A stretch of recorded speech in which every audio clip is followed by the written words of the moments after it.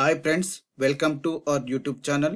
Friends, ఎవరైతే నా ఛానల్ని కొత్తగా విజిట్ చేసినట్టయితే నా ఛానల్ని సబ్స్క్రైబ్ చేయండి.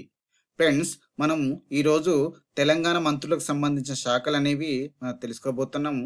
ఎవరికైతే ఈ పీడిఎఫ్ మీకు కావాలనుకుంటే కింద డిస్క్రిప్షన్లో టెలిగ్రామ్ లింక్ ఇస్తాను, దాంట్లో జాయిన్ అయ్యి పీడిఎఫ్ని పొందండి.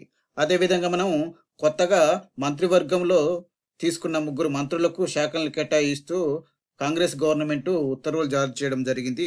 అదేవిధంగా కొత్త మంత్రుల శాఖల కేటాయింపు, పాత మంత్రుల శాఖలు మార్పులు చేర్పులపై 2 రోజుల్లో తీవ్రంగా ఉత్కంఠ రేపిన సందర్భంలో పాత మంత్రుల వద్ద ఉన్న శాఖలను కొన్నింటిని మారుస్తామని ప్రచారం కూడా జరిగింది అన్నమాట. ఇవన్నీ వచ్చేసి సీఎం రేవంత్ రెడ్డి దగ్గరే ఉన్న శాఖలు మాత్రమే ఇవ్వడం జరిగింది. అవేంటో మనం తెలుసుకునే ప్రయత్నం చేద్దాం. ఫస్ట్ మనం చూసుకున్నట్లయితే అడ్లూరి లక్ష్మణ్ కుమార్ ఇతను ధర్మపురి నియోజకవర్గానికి సంబంధించిన ఎస్సీ కేటగిరీ సంబంధించిన వ్యక్తి. ఇతనికి ఎస్సీ అభివృద్ధి, గిరిజన సంక్షేమ శాఖ, మైనార్టీ సంక్షేమ శాఖ బాధ్యతలు అప్పగించడం జరిగింది. అదేవిధంగా అడ్లూరి లక్ష్మణ్ 1968 ఏప్రిల్ 1లో ఇతను జన్మించడం జరిగింది. ఇతను జగిత్యాల జిల్లాలోని ఎస్సీ కమ్యూనిటీకి రిజర్వ్ చేయబడిన ధర్మపురి అసెంబ్లీ నియోజకవర్గం నుండి ఇతను ఎమ్మెల్యేగా గెలుపొందడం జరిగింది. 2023లో శాసనసభలో ఎన్నికల్లో గెలిచారనమాట. నెక్స్ట్ మనం చూసుకున్నట్లయితే వాకిటి శ్రీహరి.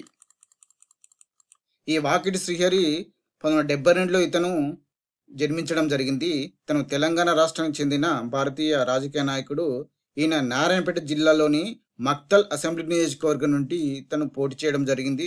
అదేవిధంగా శాసనసభ సభ్యుడిగా ఎన్నుకోవడం కూడా జరిగింది అనమాట.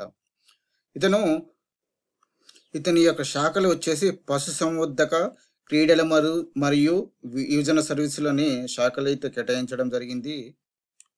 నెక్స్ట్ చూసుకున్నట్లయితే జి వివేక్ వెంకట స్వామి.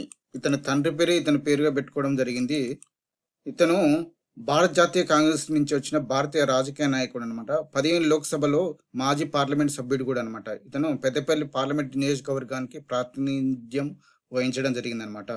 రేవంత్ రెడ్డి మంత్రివర్గంలో వివేక్గా జూన్ 8, 2020 ఆదివారం ప్రమాణ స్వీకారం చేయడం జరిగిందనమాట. ఇతనికి పోర్ట్ఫోలియో వచ్చేసి ఆయనకు కార్మిక శాఖ, అదేవిధంగా ఉపాధి శిక్షణ, కర్మాగారాలు, మైనింగ్ మంత్రిత్వ శాఖలు అనేవి ఇతను కేటాయించడం జరిగింది. ఇతను జూన్ 11న ఇతనికి కేటాయించబడడం జరిగింది అనమాట. నెక్స్ట్ మనం చూసుకున్నట్లయితే రామచంద్రు నాయక్. ఈ రామచంద్రు నాయక్ ఇతను ఎస్టీ కేటగిరీకి సంబంధించిన వ్యక్తి. ఇతను దోర్నకల్లు ఎమ్మెల్యే అనమాట. ఇతను తెలంగాణ డిప్యూటీ స్పీకర్గా ఇతన్ని ఎన్నుకోవడం జరిగింది అనమాట. ఇతను 1975లో జన్మించడం జరిగింది.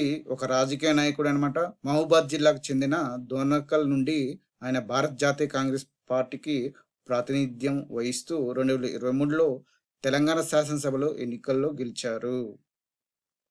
నెక్స్ట్ మనం చూసుకున్నట్లయితే చీఫ్ మినిస్టర్. మనకు తెలిసిందే కదా, ఆల్రెడీ మనకు చీఫ్ మినిస్టర్ సంబంధించిన పోర్ట్ఫోలియో అనేవి ఇక్కడ మనకు ఇవ్వడం జరిగింది. ఇవన్నీ మీరు టెలిగ్రామ్ ఛానల్ ఓపెన్ అయితే దానిలో మీకు ఏమేమి కావాలో అందులో మీకు ఉంటాయి. ప్రతిదీ మీకు మినిస్టర్ సంబంధించిన వాళ్ళ యొక్క పోర్ట్ఫోలియో అనేది ఇందులో క్రియేట్ చేయడం జరిగింది.